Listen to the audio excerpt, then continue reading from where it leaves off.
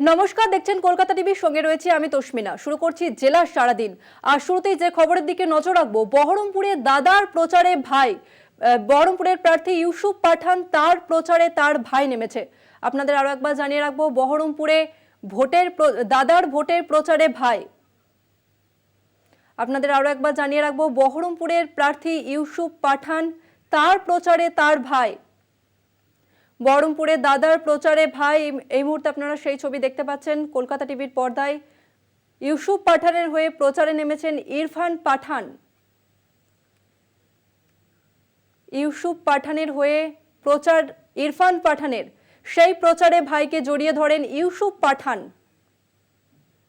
প্রচারে অটোগ্রাফ ইরফানের।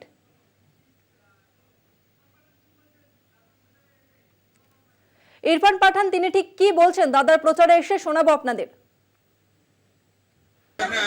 मेरी बस यही दुआ है कि मेरा भाई अच्छा यहाँ पे करे, जीते और लोगों के लिए काम करे। मेरी बस उतनी सोच है। इरफान के बाद आएंगे आप? मैं ये बताता हूँ, अगर मेरा भाई जीता यहाँ पे तो मेरा भाई तो आएगा यहाँ पे, बड़े भाई हम आएंगे यहाँ पे काम करने के लिए, उतना काम देखने मैं भी आऊंगा।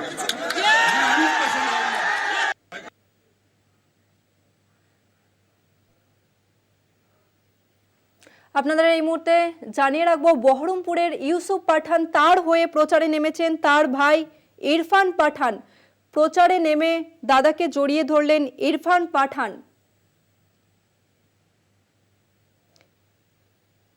আপনারা এই মুহূর্তে দেখতে পাচ্ছেন সেই ছবি, প্রচারে অটোগ্রাফ ইরফানের। বহরমপুরে প্রচারে নেমেছেন ইউসুফ পাঠান, তার প্রচারে তার ভাই ইরফান পাঠান। বহরমপুরে দাদার প্রচারে ভাই।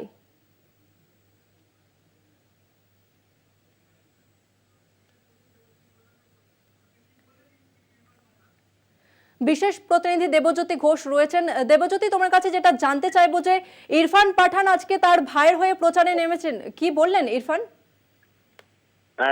দেখো, ইরফান পাঠান এবং ইউসুফ পাঠান দুই ভাই একসাথে ওরা যে প্রচার করলেন ইউসুফ পাঠানের হয়ে, এবং একেবারে বেলডাঙ্গা থেকে সেই মিছিলটি শুরু হয় এবং কাজীর সাথে মিছিলটি শেষ হয়েছে। প্রায় 7 কিলোমিটার রাস্তা দুই ভাই একসাথেই প্রচার করেছেন, সাধারণ মানুষের সঙ্গে শুভেচ্ছা বিনিময় করেছেন এবং সদা হাস্যময় ইরফান পাঠান বারবার সমস্ত মানুষের দিকে হাত বাড়িয়ে দিয়েছেন। কখনো সেলফি তুলতে কেউ চাইলে তার দিকে এগিয়ে গেছেন। অর্থাৎ আজকে যে পরিমাণ মানুষ আজকে মিছিলে অংশগ্রহণ করেছিল এবং যে পরিমাণ রাস্তাঘাটে মানুষের উপস্থিতি লক্ষ্য করা গেছে তা কিন্তু অত্যন্ত গুরুত্বপূর্ণ। এবং ইউসুফ পাঠান এবং ইরফান পাঠান দুজনেই আজকে বেশ কয়েকটি গুরুত্বপূর্ণ কথা বলেছেন। ইউসুফ পাঠানের হয়ে আজকে ইরফান পাঠান প্রচার মঞ্চ থেকেই বেশ কিছু গুরুত্বপূর্ণ মন্তব্য করেছেন।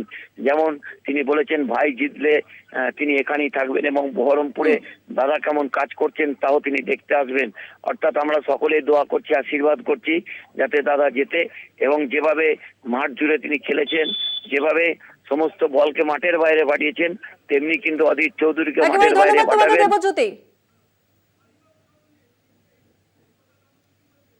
অধীর রঞ্জন চৌধুরী তিনি এই প্রচার সম্পর্কে কি বলছেন শোনাবো আপনাদের।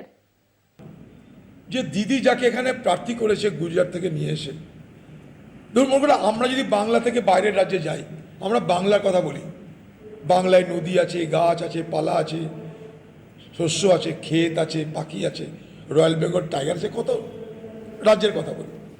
তো গুজরাট থেকে যারা আসছে তারা গোধরা নিয়ে তো একবার বলছে না কিছু, ওর অদ্ভুত লাগছে আমার। এক, যখন গোধরা কাণ্ড ঘটেছিল তখন তারা কি সেখানে করেছিল তা জানি না। বিলকিস বানুর মতো একটা মহিলাকে, তার পরিবারকে হত্যা করে, তাকে ধর্ষণ করে যারা সেই অপরাধী হয়ে যাবজ্জীবন সাজা খাটলো, এই সাজাপ্রাপ্ত হলো, তাদেরকে মোদী সরকার যে ছেড়ে দিল তার প্রতিবাদে দিদি কিছু করলো না পশ্চিমবঙ্গে। পাশাপাশি যাদেরকে দিদি গুজরাট থেকে হায়ার করে নিয়ে এসছে তারাও তো গুজরাটে কিছু করেনি।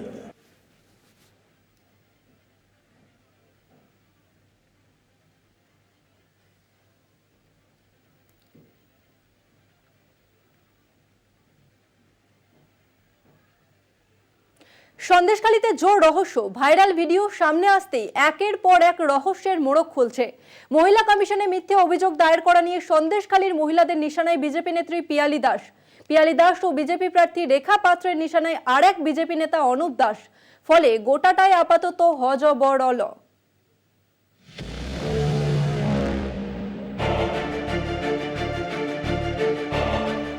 সন্দেশখালীতে রহস্য জমজমাট, ভাইরাল ভিডিওয়ে তোলপাড়, চিত্রনাট্যে একের পর এক চরিত্র। সন্দেশখালীতে গঙ্গাধর কয়ালের ভাইরাল ভিডিও সামনে আসতেই তোলপাড়। উঠে আসছে একের পর এক নতুন নতুন নাম, পিয়ালি দাস, নিয়তি মাইতি, অনুপ দাস। সন্দেশখালীর মহিলাদের অভিযোগ, সাদা কাগজে অভিযোগ লিখিয়ে নেওয়ার নেপথ্যে পিয়ালি দাস। মহিলা কমিশন এসেছিল থানায় না, ওই দিন অনেক বৌজিকে ওই পিয়ালি ডেকে নিয়ে এসেছিল। ধর্ষণ টর্ষণ আমরা ওসব কিছু করিনি, আমরা ওসব তালে নেই, আমরা গরিব মানুষ, আমরা খেটে খাই, আমরা ওসব ইয়েতে যাই থাকিনি। মাম্পি আমাদেরকে এইভাবে করে ফাঁসিয়ে দিয়েছে, সাদা কাগজে সই করিয়ে নিয়ে। সেদিন এসেছিল যে কার কার অভিযোগ আছে বলতে হবে। সে অভিযোগ বলার পরে সাদা কাগজ একটা দিল, সাদা কাগজে ব্ল্যাঙ্ক কাগজ দিল, ব্ল্যাঙ্ক কাগজে সই করতে হবে। ওই সই করে দিয়ে চলে গেলাম বাড়িতে। তারপরে 4-5 দিন পরে তারপরে থানার থেকে একটা নোটিশ যায়। নোটিশ যাওয়ার পর জানতে পারি যে আমরা কেস করেছি। কি বিষয়? ধর্ষণের কেস। যেটা সম্পূর্ণ মিথ্যে, ওটা আমাদের মধ্যে ঘটেইনি। ওরা ষড়যন্ত্র করে আমাদের ফাঁসানোর চেষ্টা করেছে। পিয়ালির বিরুদ্ধে থানায় এফআইআর দায়ের করেন সন্দেশখালীর মহিলারা। অভিযোগ, মুখ খোলার পরেই তাদের হুমকি দেন পিয়ালি। পিয়ালি কি করে বলতে, তখন এমনি আন্দোলন করেছিল, এখন দেখতে পাচ্ছি বিজেপি করে। কিন্তু কি এই পিয়ালি, কি তার পরিচয়? আজকে থানায় ওরা আমাকে হুমকি দিচ্ছে যে মার্ডার করে দেবে। মাম্পি পিয়ালি দাস, যে আমরা কেসটা উইড্রল করে নিচ্ছি তাই আমাদের হুমকি দিচ্ছে যে মার্ডার করে দেবে, আমাদের 2 লক্ষ টাকার কেস দেবে। দিল্লির বাসিন্দা পিয়ালি সন্দেশখালীতে এসে জানুয়ারি-ফেব্রুয়ারি থেকে উত্তপ্ত সন্দেশখালীর আন্দোলনের মুখ হয়ে ওঠেন তিনি। কিন্তু সন্দেশখালীর বিজেপি নেতা অনুপ দাসের দাবি, পিয়ালি নামে সন্দেশখালীতে কোনো বিজেপি নেত্রী নেই। সন্দেশখালীতে বিজেপি করে পিয়ালি বলে। আমি 30 বছর রাজনীতি করছি, কাউকে চিনি না, ঠিক আছে? নতুন যদি কেউ এসে থাকে আমি ছবি না ভিডিও দেখে আমি বলতে পারবো। পাল্টা পিয়ালির দাবি, অনুপ বিজেপি দলের কেউ নয়। অনুপ দাস হচ্ছে বিজেপির কেউ না, উনি মানে একটা সমাজসেবী সংস্থার সাথে যুক্ত আছেন। এরই মধ্যে আরো এক ভাইরাল ভিডিওয় তোলপাড়, যেখানে অনুপ দাসকে নিশানা করেন পিয়ালি দাস ও রেখা পাত্রেরা। অভিযোগ, অনুপ দাস ধৃত তৃণমূল নেতা শিবু হাজরার কাছ থেকে টাকা নিয়েছেন। রাষ্ট্রপতির কাছে সন্দেশখালীর মহিলাদের বদলে অন্য মহিলাদের নিয়ে গিয়েছেন। রাষ্ট্রপতি ম্যাডামের কাছে সন্দেশখালীর কিছু নির্যাতিতা মহিলাকে নিয়ে যাওয়া হয়েছে। তাহলে আমরা কারা? আমরা তো সবাই সন্দেশখালী আন্দোলন বা নির্যাতিতা, আমরা সবাই তো গেছিলাম প্রধানমন্ত্রী PM স্যারের সাথে দেখা করতে। তাহলে আমাদেরকে ছাড়া রাষ্ট্রপতি ম্যাডামের কাছে কারা গেল? আমরা তাহলে কারা? অনুপ দাস, খবর পেয়েছি যে অনুপ দাস নিয়ে গেছেন। অনুপ দাস তো ভিতরে শিবুর কাছ থেকে মাস গেলে 10,000 টাকা করে, শিবুর হাজারের কাছ থেকে মাস গেলে পয়সা নিত। ভিডিও বহু পুরনো, পরে সাফাই পিয়ালির। ওটা অনেক আগের ভিডিও।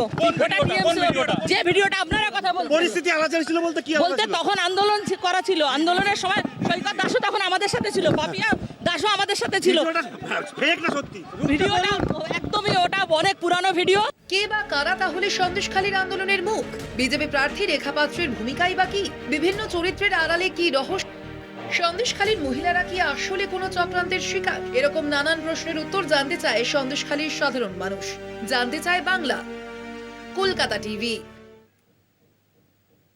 ভোটের আবহে ফের শিরোনামে সন্দেশখালী। ভাইরাল ভিডিও প্রকাশ্যে আসতেই মহিলাদের ইউটার্ন, ধর্ষণের অভিযোগ প্রত্যাহারের হিড়িক। আর এরই মধ্যে সন্দেশখালীর প্রশ্নে মেজাজ হারাচ্ছেন শুভেন্দু। কিন্তু কেন? পরপর ভাইরাল ভিডিওয় কি অস্বস্তিতে বিজেপি, ফ্রন্ট ফুটে তৃণমূল?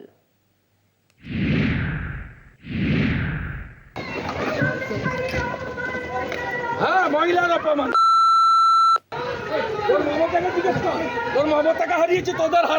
সন্দেশখালীর নামে কেন মেজাজ হারাচ্ছেন বিরোধী দলনেতা শুভেন্দু অধিকারী? ভাইরাল ভিডিও প্রকাশ্যে আসতেই কি বেকায়দায় পড়েছে বিজেপি? ভিডিওয় সরাসরি আঙুল উঠেছে শুভেন্দুর দিকে, যেখানে বিজেপির মণ্ডল সভাপতির দাবি সন্দেশখালীর ধর্ষণের ঘটনা সাজানো। বুঝতে পারছো দাদা কি লেভেলের কাজ করেছে?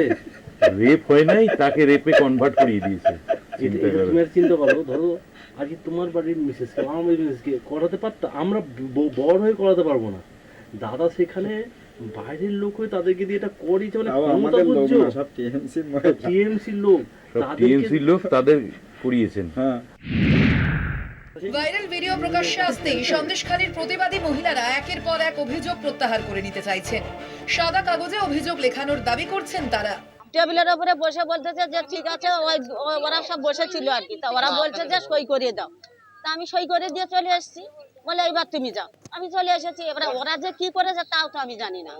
অভিযোগ ছিল আমাদের রান্নাঘরের এই অভিযোগ ছিল, কিন্তু পরে করে জানতে পারলাম যে উনি 4-5 জনের নামে কেস করেছে, যে আমাদের মধ্যরাতে এসে রেপ করতো বা আমাদের গালিগালাজ দিত, আমাদের রাত্রে পাঠিয়ে বসে তুলে নিয়ে যেত। এটা জানতে পারলাম, সেটা আমাদের মধ্যে কোনো কিছুই হয়নি বা আমাদের তো ঘটেইনি, সেটা মিথ্যে অভিযোগ করে এটা আমাদের সাজানো হয়েছে। এই আবহে সন্দেশখালীর প্রশ্নে মেজাজ হারাচ্ছেন শুভেন্দু অধিকারী, জানিয়েই আক্রমণের ঝাঁঝ বাড়াচ্ছে তৃণমূল কংগ্রেস। হ্যাঁ, মহিলার অপমান। তোর মমতাকে জিজ্ঞেস কর, তোর মমতাকে হারিয়েছি, তোদের হারাবো। আর এই পুলিশের জন্য এইসব জিনিস হচ্ছে।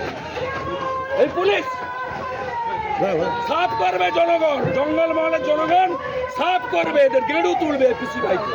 তাদের উপরে শারীরিক নির্যাতন করা হয়েছে, ধর্ষণ করা হয়েছে, এটা তারা জানতেন না।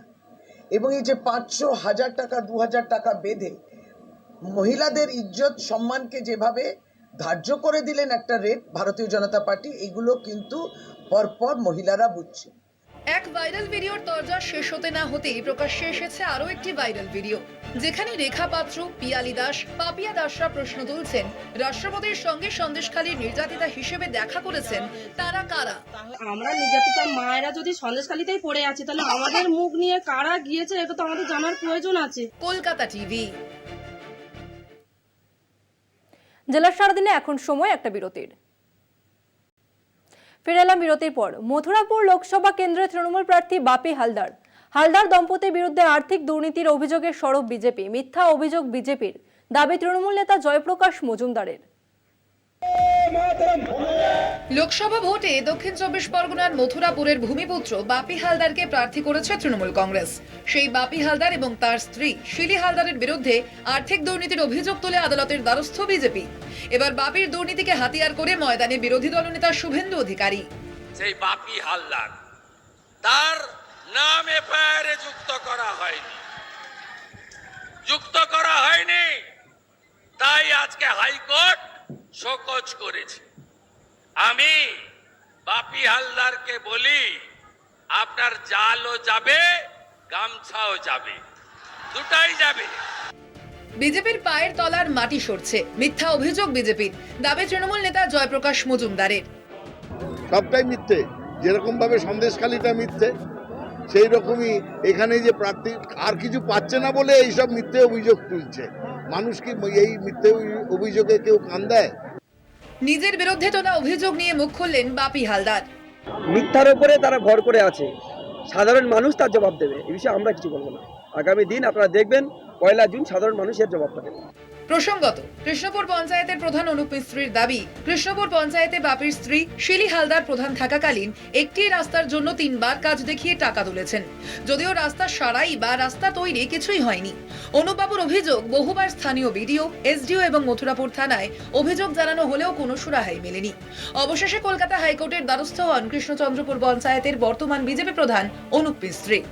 অভিযোগের পরেও কেন এফআইআর করা হলো না তার কারণ না দর্শানোয় মথুরাপুর থানার ওসিকে শোকজও করা হয়েছে। মথুরাপুর থেকে কোয়েল মণ্ডলের রিপোর্ট, কলকাতা টিভি। জেলা সারাদিন এখন এই পর্যন্তই। দেখতে থাকুন কলকাতা টিভি, রাত দিন 7 দিন।